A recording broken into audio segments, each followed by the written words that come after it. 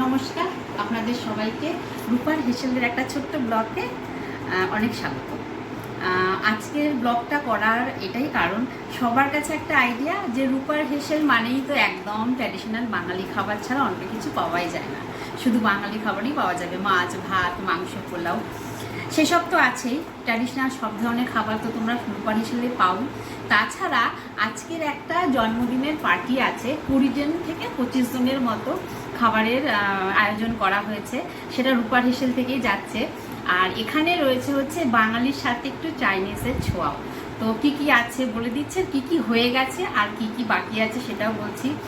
বাঙালির মধ্যে থাকছে হচ্ছে কড়াইশুঁটির কচুরি, আলুর দম, যেটা আলুর দমটা আমার মোটামুটি প্যাক হয়ে গেছে করা, কড়াইশুঁটির কচুরি করবো।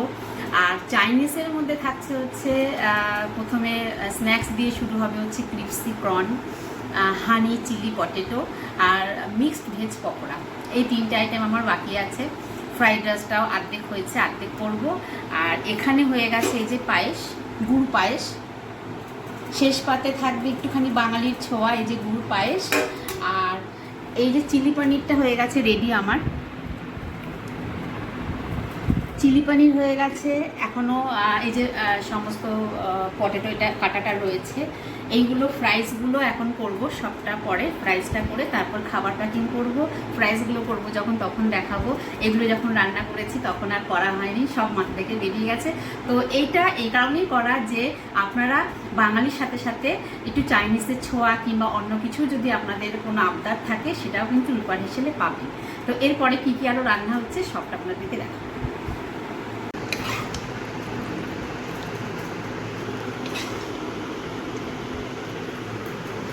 রান্না করছি আর প্যাকিং হচ্ছে। পায়েসটাও প্যাকিং করবো, পায়েসটা সবার আগেই করা হয়েছে। আলুর দমটা প্যাকিং হয়ে গেছে, আলুর দমটা আপনাদের দেখানো হয়নি, ওটা দেখাচ্ছি। আর এখানে চিলি পনির। মোটামুটি আমার এই খাবারটা যাবে হচ্ছে সন্ধ্যে 6টার মধ্যে। এখন বাজে প্রায় 1:30 মতো, এখনও অনেক আইটেম বাকি আছে। এরকম রান্নার অর্ডার থাকলে আমার একটু টেনশান হয়ে যায় যে টাইমের মধ্যে পারবো তো দিতে। যদিও হয়েই যায়, আমি টাইমের মধ্যে পাঠিয়েই দিই, তবুও একটা টেনশান কাজ করে।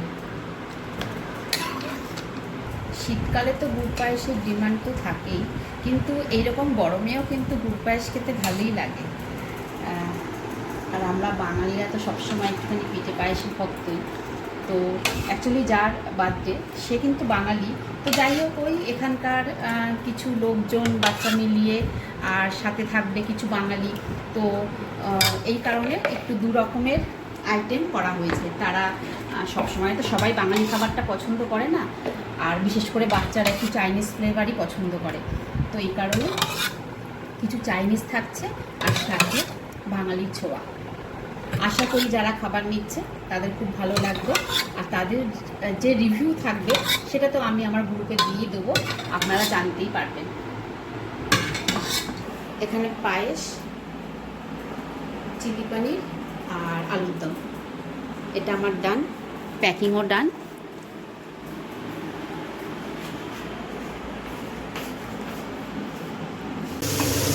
এখন ফ্রাইড রাইসের এই ভাজাটা করছি, তারপর মেশাবো। আর এখানে হানি চিলি পটেটোর, ওটাকে বয়েল করে নিয়ে তারপর ফ্রাই হবে।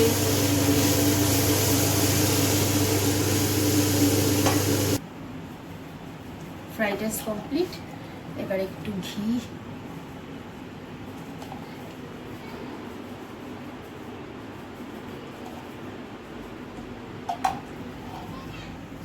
ফ্রাইড রাইস ডান। আমি একটা একটা করে রান্না করা আর প্যাকিং করা, নাহলে না অসুবিধা হয়ে যায় বাসনপত্র রাখা এত ছোট জায়গার মধ্যে। তো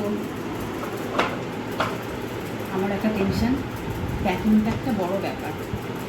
তো আর এই যে আপনাদের একটা জিনিস দেখাই, এই যে বালতি মতো দেখছেন, দারুণ কিন্তু। আর এটা 3 লিটারে, জানি না ভিডিওতে কত বড় লাগছে বা কতটা পরিমাণ লাগছে।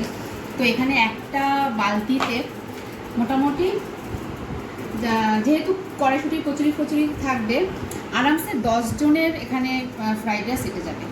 এটা 3 লিটার বালতিটার ওয়েটটা হচ্ছে। তো এখানে 2.5 কেজি আরামসে ফ্রাইড রাইস এটে যাবে। তো যেহেতু কড়াইশুঁটির কচুরি, স্ন্যাক্স অনেক কিছু থাকবে। আর 10 জন মতো, 8 থেকে 10 জন খেতে পারবে।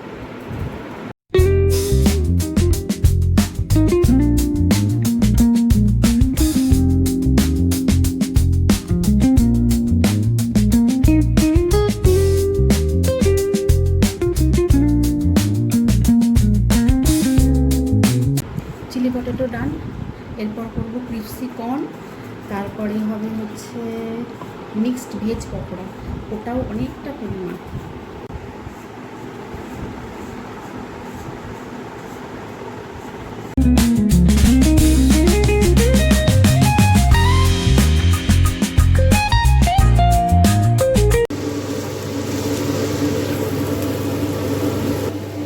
ক্রিপসি কর্ন রেডি, এরপর হবে হচ্ছে মিক্সড ভেজ পকোড়া।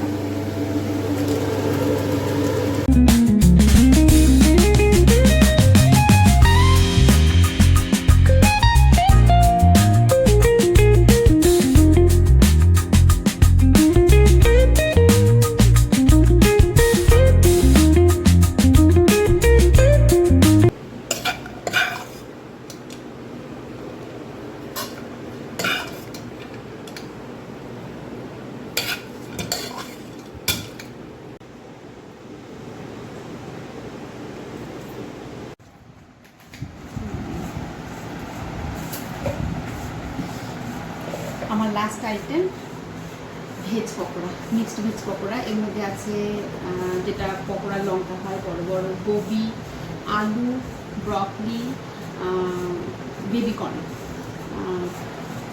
তো আর চাট মশলা মিশিয়ে দিয়েছি।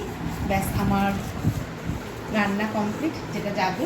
আর ওইদিকে যে একটু দেখি, এখানে আমার সমস্ত প্যাকিং করা কমপ্লিট।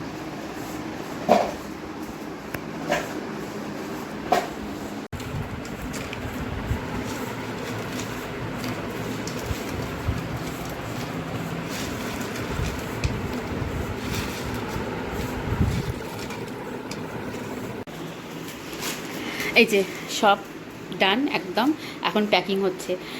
রান্না করে করে তো আমি কন্টেনারে ভরেই ফেলি, একটু ঠান্ডা হওয়ার পরে ভরে ফেলি তারপরে। আর এই যে এখন টাইম হয়ে গেছে, আমার ডেলিভারি বয় চলে আসবে।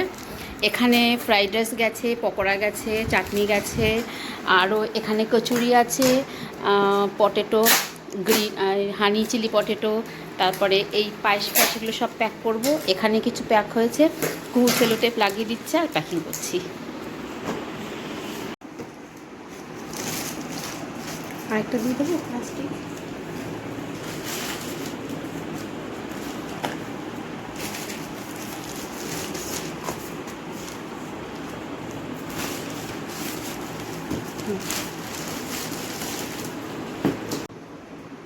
Complete, packing complete. এবার আমার ডেলিভারি বয়কেই দিয়ে আসবে, কারণ অনেক বেশি যখন থাকে না পোর্টারে, আমি তখন ভরসা পাই না। কারণ এক তো ওরা আসে স্কুটি নিয়ে, নাহলে বাইক নিয়ে, ওরা নিজেরাও পারে না এতটা খাবার দিতে। প্রায় 15-20 জন, 22-25 জনের মতো খাবার থাকে। তো আর না হলে বেশিরভাগই যারা অর্ডার করে তারা এসে নিয়ে যায়, ওটাই আমার সুবিধা হয়। তো এখন ও যাবে দিয়ে আসতে, সেটা অটো করে দিয়ে আসতে হবে। আর এই যে 4টে হয়েছে বড় বড়, আর কালকে থেকে শুরু হয়েছে, আজকে প্রায় পুরো দিন, এখন 6টা বেজে গেছে। তো 6টার মধ্যেই ডান ছিল, তো উনি বলেছিলেন 6:30 7টার মধ্যে তুমি পাঠিয়ে দিও। তো ঠিক আছে, এখন ওই এসে যেতে যেতে যতটুকু সময় লাগবে। তো আপনারা দেখলেনই, রূপার হিসেবে কিন্তু শুধু বাঙালি ট্র্যাডিশনাল খাবারই না, সাথে অন্য খাবারও থাকে। তো যারা যারা অর্ডার দিতে চাও একদম নিশ্চিন্ত মনে, বাঙালি খাবারের সাথে সাথে অন্য খাবারও তোমরা পেতে পারো। তো আজকে আমার ব্লগটা কেমন লাগলো অবশ্যই কমেন্টস করে বলো। এরপর হাজির হব অন্য কোনো ব্লগ নিয়ে। নমস্কার।